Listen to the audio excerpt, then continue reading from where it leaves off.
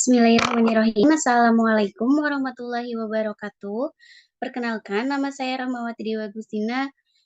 Dalam video kali ini saya akan mempresentasikan mata kuliah Bank dan Lembaga tentang apa itu dana pensiun. Ya, pengertiannya dana pensiun adalah sebutan bagi orang yang sudah tidak bekerja lagi karena masa tugasnya sudah selesai atau karena usianya sudah lanjut.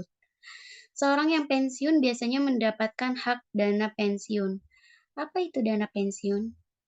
Ya, dana pensiun adalah dana yang dikumpulkan oleh perusahaan sebagai hak seorang pensiunan dari perusahaan tersebut. Dana pensiun biasanya berupa uang yang diambil setiap bulan atau diambil sekaligus pada saat seorang memasuki masa pensiun. Dalam KBBI atau Kamus Besar Bahasa Indonesia, dana pensiun adalah dana yang keuangannya diperoleh dari iuran tetap para peserta ditambah penghasilan perusahaan yang disisihkan. Para peserta ini berhak memperoleh bagian keuntungannya setelah pensiun.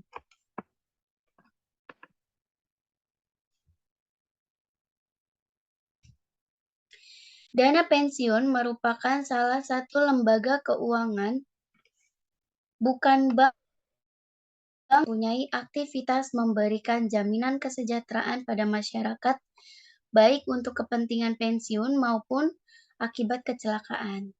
Untuk definisi dana pensiun dapat dilihat pada bab 1, pasal 1 dalam Undang-Undang Nomor 11 Tahun 1992 tentang dana pensiun yang menyebutkan dana pensiun adalah badan hukum yang mengelola dan menjalankan program yang menjanjikan manfaat pensiun.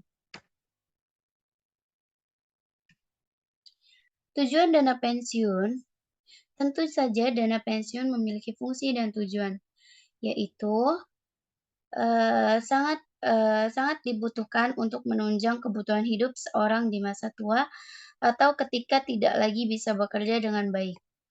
Manfaat dana pensiun sangat besar karena itu setiap orang perlu menyiapkan jauh-jauh hari.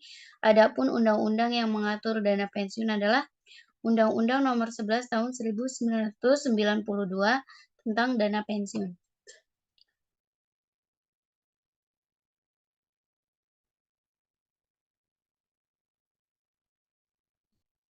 Penyelenggaraan dana pensiun tidak bisa dilihat secara sederhana. Di sana memiliki berbagai dimensi tujuan. Secara umum, ada beberapa tujuan dilakukannya penyelenggaraan dana pensiun, yaitu yang pertama bertujuan untuk memberikan kenyamanan pada hari tua. Seiring di masa pensiun, setiap karyawan ingin menikmati hari-hari tua dengan lebih santai dan tenang, termasuk bisa memiliki waktu beribadah yang lebih banyak. Maka dengan adanya dana pensiun diharapkan ia akan bisa menikmati semua itu dengan baik. Yang kedua, membangun sikap persaudaraan dan kekeluargaan. Dengan adanya penyelenggaraan dana pensiun diharapkan terbangun rasa persaudaraan dan kekeluargaan yang tinggi antar mereka yang masih aktif bekerja dan yang telah purna bakti dalam menjalankan pekerjaan. Yang ketiga, membangun sistem manajemen kinerja yang sistematis. Sebuah organisasi yang baik berusaha menampilkan kinerja yang baik. Salah satu ukuran kinerja organisasi dilihat dari kekuatan organisasi tersebut yang terbangun secara solid. Yang keempat, membangun image positif. Salah satu reputasi atau kewibawaan sebuah organisasi dilihat pada kemampuannya menjamin setiap orang yang berbeda di organisasi tersebut merasa nyaman dan bahagia. Sehingga kondisi dan situasi tersebut memberikan informasi positif kepada mitra bisnis dan stakeholders lainnya. Tipe dan asas dana pensiun. Ada 2 tipe dasar dari dana pensiun dan digunakan secara luas. Program pensiun iuran dana pasti atau DEPIN Definite Contribution Plan, dan program pensiun keuntungan pasti atau Definite Benefit Plan. Dalam program pensiunan pasti, sponsor program pensiun hanya bertanggung jawab untuk membuat atau menetapkan kontribusi atau iuran dalam jumlah tertentu ke dalam program pensiun atas nama peserta pensiun yang memenuhi syarat atau qualifying employee.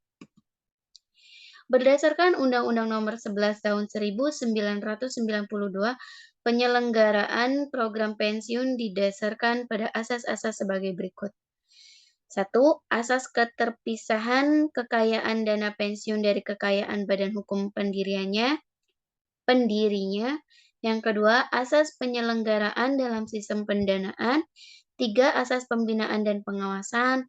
4. Asas penundaan manfaat. Dan kelima, asas kebebasan untuk membentuk atau tidak membentuk dana pensiun. Kenapa perlu dana pensiun? Pada dasarnya, tujuan memiliki dana pensiun yang cukup adalah agar kita mandiri secara keuangan di masa tua. Bayangkan, apa yang terjadi jika di masa pensiun nanti kita sudah tidak memiliki sumber pendapatan yang biasa diterima setiap bulan. Di sisi lain, anak-anak kita sudah berkeluarga dan tentunya fokus pada biaya keluarga hidupnya masing-masing dengan kebutuhan yang berbeda-beda. Di samping itu, akan muncul beberapa risiko yang bisa saja kita alami di masa tua nanti, yaitu lansia rentan terserang penyakit kritis dan biaya berobat makin mahal. Secara biologis, lansia memang rentan terserang penyakit karena daya tahan tubuhnya yang makin lemah seiring dengan berjalannya waktu.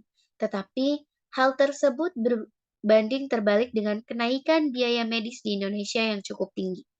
Yang kedua, lansia juga rentan jadi orang terlantar. Lansia terlantar bisa didefinisikan sebagai seorang berusia di atas 60 tahun yang tidak bisa memenuhi kebutuhan dasarnya. Ada banyak faktor yang menyebabkan hal ini terjadi, di antaranya faktor ekonomi. Yang ketiga, kebutuhan hidup bisa meningkat saat usia melampaui angka. Harapan hidup resiko yang satu ini tentu akan dialami oleh semua orang karena tak ada yang pernah tahu pasti kapan dirinya akan berpulang. Data dari BPS menyebutkan bahwa usia harapan hidup di Indonesia pada umumnya adalah 71,5 tahun. Jika saat ini kita berusia 35 tahun, maka ada waktu kurang lebih 36 tahun lagi untuk mempersiapkan diri dan membekali keluarga yang kita tinggali. Kurang lebih itu saja yang dapat saya presentasikan, kurang lebihnya mohon maaf. Wassalamualaikum warahmatullahi wabarakatuh.